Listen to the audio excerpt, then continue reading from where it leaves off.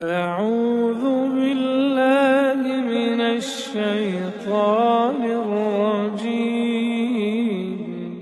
ایک تحریک چل رہی ہے وہ اسرائیل اور امریکہ کی مصنوعات کا بائیکاٹ کرنے، یہ بھی کچھ غیرت مند مسلمان ایسی تحریک چلا رہے ہیں اور سنا ہے کہ اس کا کچھ اثر بھی ہو رہا ہے۔ اس میں ایک بات مجھ سے بار بار پوچھی جاتی ہے، وہ یہ ہے کہ یہاں پر جو فرینچائز ہیں جیسے میکڈونلڈ ہے یا کے ایف سی ہے یا اس قسم کے جو کمپنیاں ہیں جن کے کھانے جن کی غذائیں وغیرہ بکتی ہیں، اس کے جو مالک ہیں وہ مسلمان ہیں، پاکستانی ہیں۔ البتہ چونکہ فرنچائز کا انہوں نے معاہدہ کر رکھا ہے، لہذا 5% یا 10% آمدنی کا حصہ وہ ان کمپنیوں کو جاتا ہے۔ تو اگر ان کا بائیکاٹ کیا جائے گا تو خود ان مسلمانوں کو نقصان پہنچے گا جو کہ فرنچائز لیے بیٹھے ہیں۔ تو میں اس کے جواب میں ایک بات عرض کرتا ہوں، وہ یہ کہ یہ مسئلہ فتوے کا نہیں ہے، یہ ایمانی غیرت کا مسئلہ ہے، غیرت ایمانی کا مسئلہ ہے۔ کسی مسلمان، کسی غیرت مند مسلمان کو یہ گوارا نہیں ہونا چاہیے کہ اس کی آمدنی کا 1 پیسہ بھی کسی ایسے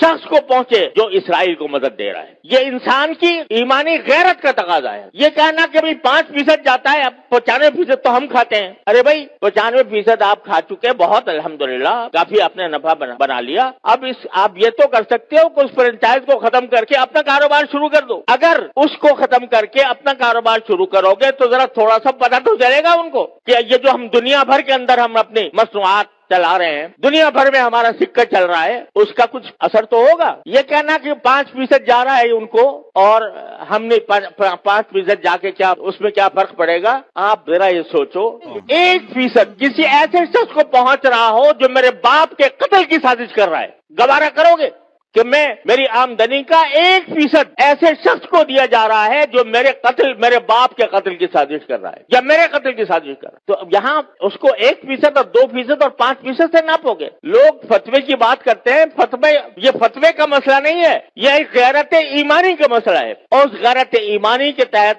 یہ میں سمجھتا ہوں کہ کسی غیرت مند مسلمان کو اس کا اقدام نہیں کرنا چاہیے۔ لہذا یہ بھی اس کوشش کا ایک حصہ ہے۔ اور اس وقت یوں سمجھو کہ میں تو یہ سمجھتا ہوں کہ ایک لحاظ سے پوری امت مسلمہ حالت جنگ میں ہے، پوری امت مسلمہ حالت جنگ میں ہے، کیونکہ یہ حملہ صرف فلسطینیوں پر نہیں ہو رہا، معال کار اس کا اثر پورے عالم اسلام پر پڑنے والا ہے۔ لہذا حالت جنگ میں ہے۔ جب اس حالت جنگ میں ہے تو جو لوگ عالم اسلام کے خلاف یہ سازش کر رہے ہیں ان کو کسی طرح بھی نفع پہنچانا، چاہے وہ 1 پیسے کا ہو، یہ ایک مسلمان کی غیرت کو اسے گوارا نہیں کرنا چاہیے۔ لہذا میں اس بات کی حمایت کرتا ہوں کہ ایسی چیزوں کا بائیکاٹ کیا جائے جس کا فائدہ ان طاقتوں کو پہنچ رہا ہے۔